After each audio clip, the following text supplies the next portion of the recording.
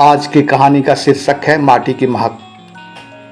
उदन के लिए लंगड़ा बरगद का छांव किसी जन्नत से कम हरगिज नहीं था। जिसका बचपन से लेकर जवानी और जवानी से लेकर बुढ़ापा तक उस बरगद के छांव में ही गुजरा हो, उसके लिए वह जन्नत से कम कैसे होगा। चाहे गर्मी की तपिश भरी दोपहरी हो या बरसात की उमस भरी सांझ, हर क्षण वह उसी बरगद के छांव में पड़ा आने जाने वाले तरह तरह के परिंदों से बात करते, सुर में सुर मिलाते अपना वक्त गुजार लिया। उसके दिन बरगद के पत्तों को चीरते आती सूरज की किरणों से अटखेलियां करते बीता, तो रात पत्तों के बीच से झांकते चंद्रमा की चांदनी तथा अनगिनत तारों के दल को मंत्रमुग्ध सा निहारते। कितना एहसान था उस बरगद का उस पर। बचपन में जब वह भूख से बिलबिला माँ का आंचल पकड़ कुछ खाने को मांगता तो उसकी माँ उसे दलिया पकड़ा देती। वह खुश होकर चला जाता और लंगड़ा बरगद का गोदा बीन कर लाता, जिसे उसकी माँ साफ करके उसे खाने को दे देती और वह हाथों से झाड़ झाड़ के खा लेता। वह अनबोलता लंगड़ा बरगद भी उसके माँ से कम नहीं था। एक ने अपने गोदी में उसकी परवरिश की तो दूसरे ने अपने गोदे से। तब से जिंदगी की राह चलते उसने बचपन की मस्ती भी देखी तो जवानी की उमंग भी। बचपन में उसके छांव में हमजोली बच्चों संग खेल भी खेला तो जवानी में मजलिस की अहम किरदारी भी की। शादी ब्याह कर घर भी बसाया, एक बेटा भी पैदा किया, उसका पालन पोषण किया। लेकिन जवान होकर बेटा कमाने जब बंबई गया तो वह वहीं का होके रह गया। उसे घर से कोई गरज ही नहीं रहा।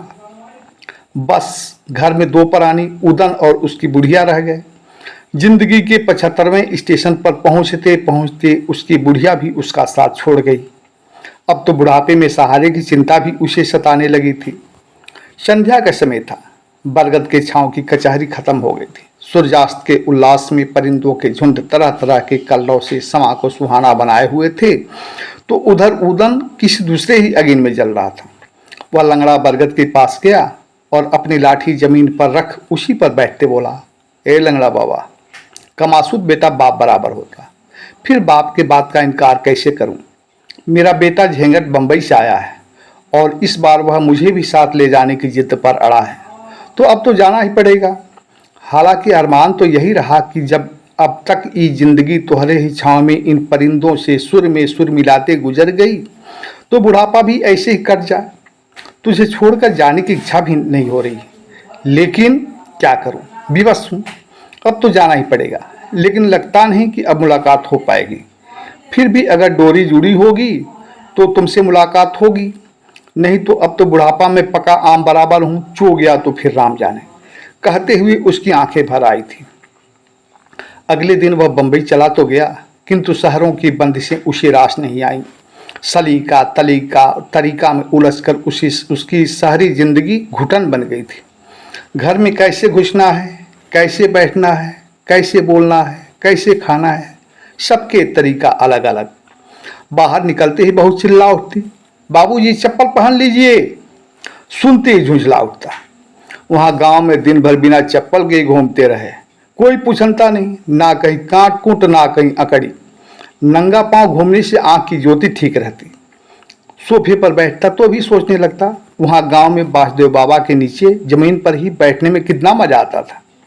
पूरे शरीर में धूल लग जाता, लेकिन एक मुट्ठी माटी में भी 1 किलो घी बराबर ताकत होती। बरगद बाबा के नीचे की ठंडाई यहाँ के शहरों में कहाँ मिलने वाली। ये पंखे का हवा सिर भारी कर देता, जबकि वहाँ का झुरझुर झुरझुर पुरवाई हवा कितनी ताजगी देता है।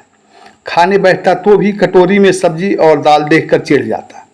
इस शहर के स्टाइल से देहाती पेट नहीं भरेगा भाई, हमको तो पेट पोसाव नहीं पेट भराव चाहिए। वहाँ गांव में मड़ुआ और मकई की मोटी लिट्टी में भी यहाँ के दाल भात से बेसी ताकत है। मोटकी लिट्टी और चटनी के लिए तो यहाँ बया तरस गया है। झूठ मूठ में यहाँ आकर फंस गया हूँ। हर पल गांव के यादों में ही उसका दिन गुजरता कि बरगद बाबा वाले घोंसले में मैनी के बच्चे अब पखेरू हो गए होंगे, अब तो वे आकाश में उड़ भी रहे होंगे। कितना अच्छा लगता रहा जब उनकी माँ अपने बच्चों को खिलाने के लिए मुंह में छोटे छोटे कीड़ों को लेकर आती और चूं चूं चूं चूं करते हुए उसके बच्चे बाहर निकल उसके चोंच से कीड़ों को छीन लेते रहे।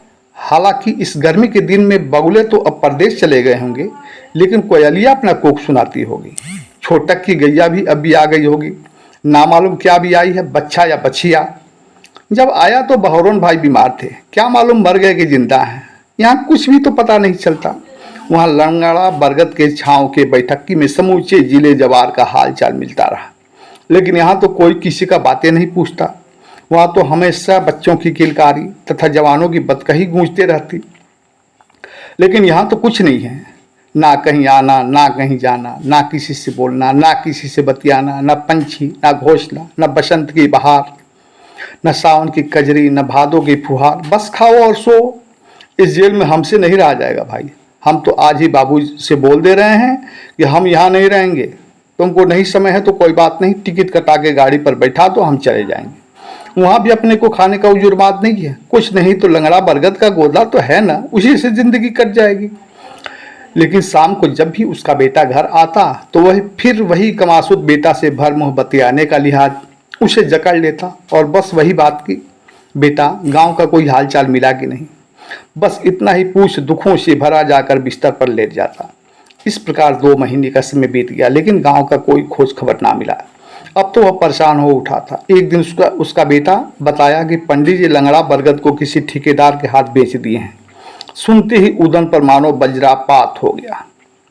ना, लंगड़ा बरगद को हम कटने नहीं देंगे, वो हमारी माई है, वह हमारी बाप है। बिस्तर पर गया किंतु नींद नहीं आई। बेचैनी इतनी कि यदि पंछी होता तो उड़ के गांव चला जाता। बिस्तर पर पड़ा ख्यालों बद ख्यालों में खोया रहा। अगर लंगड़ा बरगद कट गया तो मैं कैसे रहूंगा, किसके छांव में बैठूंगा, किससे दुख सुख कहूंगा। सोचकर आंखें भर आई और पुनः उठकर बेटे के पास गया। बेटा, यहाँ हमारा मन नहीं लगता। मन क्यों नहीं लगता? आखिर यहाँ दुख क्या है? अच्छा खाना, अच्छा पहनना, साफ सफाई, धूल का एक कण भी नहीं। ऊपर घन घन पंखा चल रहा है। वहाँ गांव में क्या है? बस उलंगड़ा बरगद, उसके नीचे ऊपर से गिरती चींटी और धूल भरी बैठकी में फिजूल की बात। उसी के लिए तो इतना बेचैन है आप।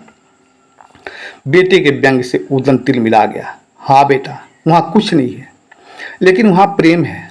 वहाँ की माटी में अपनापन है। वहाँ की माटी में शोधी महक है। वहाँ बरगद की छाँव है। वहाँ हवाओं की ताजगी है।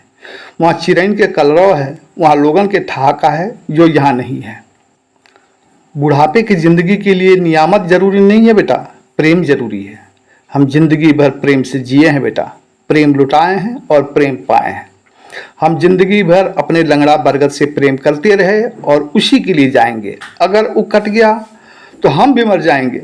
हम उसे बचाने जाएंगे। तुमको नहीं टाइम तो कोई बात नहीं, हम अकेले चले जाएंगे। और हुआ भी वही कि एक दिन चुपचाप अकेले निकला और गांव चला आया, जहां उसका लंगड़ा बरगद जमीन पर धाराशायी पड़ा था। डालियां और टहनी सब ठेकेदार उठा ले गया था। बस बचा था तो उसका मोटा जड़। उसी जड़ के पास बैठकर वह फूट फूट कर खूब रोया।